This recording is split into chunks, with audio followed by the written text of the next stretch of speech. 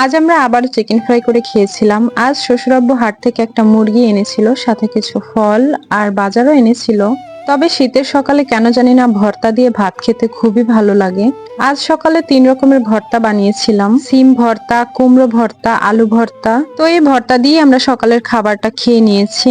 আমার শ্বশুরাব্বু যখনই ভাত খাবে তখনই খাওয়া শেষে এই পশু পাখিদের জন্য অল্প কিছু ভাত রেখে দেয়, আর এভাবে করে চালের উপরে ছিটিয়ে দেয়। কিছুক্ষণ পর এসে ওরা খেতে শুরু করে দেয়। আর এই জিনিসটা দেখতে যে আমার কত ভালো লাগে, তাই চা খেতে খেতে এই জিনিসটা উপভোগ করলাম।